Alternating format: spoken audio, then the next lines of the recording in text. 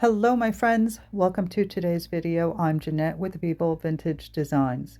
In today's tutorial I am going to create a flower bouquet using all of my scrap paintings. So go ahead and grab your scrap paintings that you're ready to toss into the garbage. This is the time to make use of them. So I'm using a full sheet of photo paper, and you're going to need a scissor, a glue stick, and you can use a foam brush or a regular brush for this step that I'm about to do here. I want to create a background for mine, and I decided to use the color patina because it's a really pretty happy kind of turquoisey greenish blue. So I've squeezed some into my little bowl and I poured a lot of alcohol in it. I want to make sure that it's very diluted. And I'm just going to run the color across the paper. Don't worry if you have demarcation lines, it's okay. It just gives the painting more character. You're using your scrap paintings, so it doesn't matter. It will all look very pretty when it comes together in the end. So you can either set this aside to dry on its own while you cut out your flower petals, or you can use a dryer.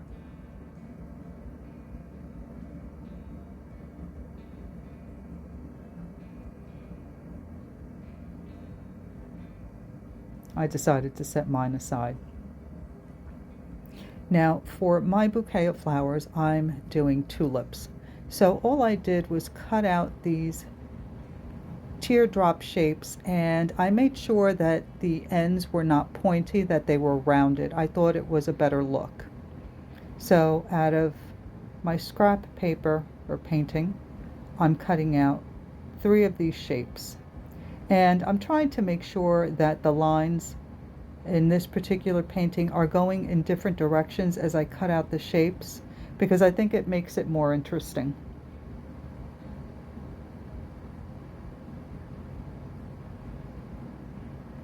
This is a really great way to recycle your oops paintings, as I like to call them. And now I did not make mine dimensional, but you can. If you have double-sided foam tape, you can make some of the petals stand out from the flowers.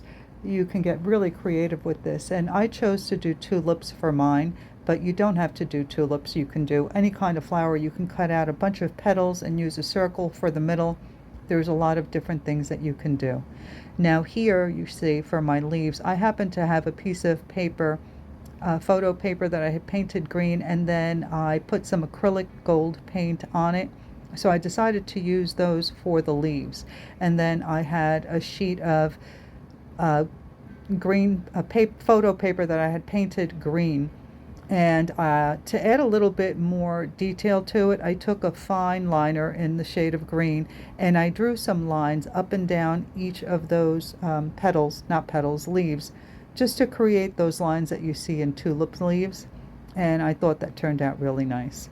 I also took another scrap painting and cut out the shape of a vase. Now it's not a full vase, it's just the top portion of the vase.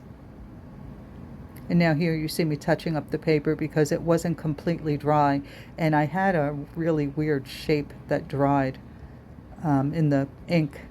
So I was able to fix that very easily.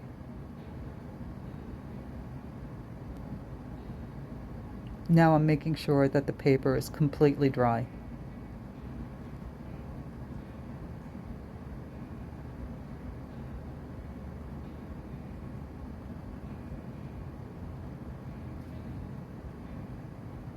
So I'm using the Elmer's glue stick.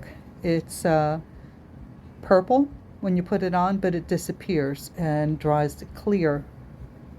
And I really like using this glue stick because I can see where I'm putting it, but even if I get some on the edge, it dries clear and you can't see it. And it sticks really well to the photo paper I've learned rather. So the first thing I'm going to do is put down my vase, but I did not put any glue in the top portion of the vase because I want to stick my flowers and my leaves and my stems behind it. but I wanted to keep it centered. And on a separate sheet of paper here, you can see I was playing around trying to see how I wanted the finished painting to look. And when I was cutting out my petals, I made sure to cut some out curved and one straight. I think I have one straight and two curved, because you know that tulips have those types of stems. And using this paper that I had with the gold on it was a really fun piece to add to this.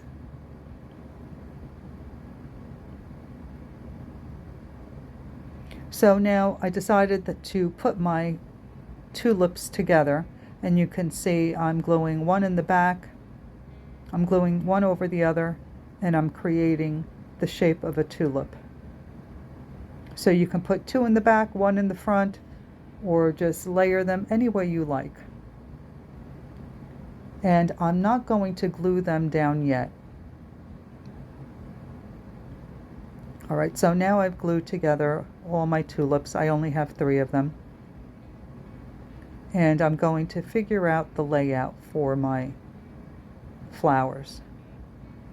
So I'm not gluing anything down yet.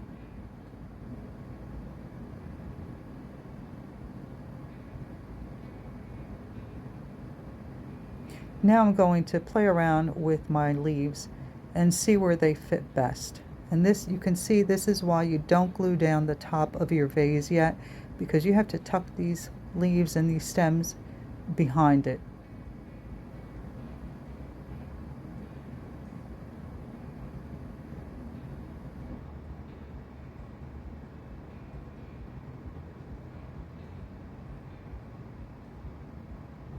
And by not gluing things down right away, it gives you the opportunity to play and see what looks best. I was also thinking that this would make a really pretty Easter card or a Mother's Day card, on a smaller scale, of course. But even with just one little flower, I think it would be really pretty. And as I said, you can use the double-sided tape to make the petals stand out beyond the flowers, and that would be really interesting to do.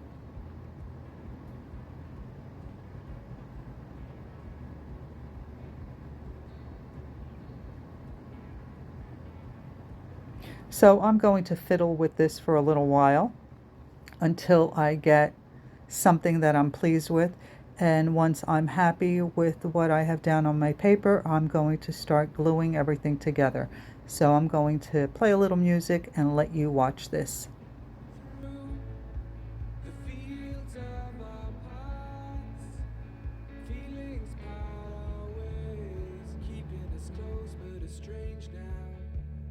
Dreams holding us closer, meadows of our youth, 107 days, recalling it backwards, our dreams holding us closer. Ooh. So you can see there's a lot of fiddling involved, but I wanted to make sure that I had it positioned the way I liked best before I glued anything down, because once you glue it down, although you can lift it, this peels back very easily if it's still wet, so you can replace it, or move it around rather if you need to. I didn't want to have to do that, and I'm really happy with the way it turned out.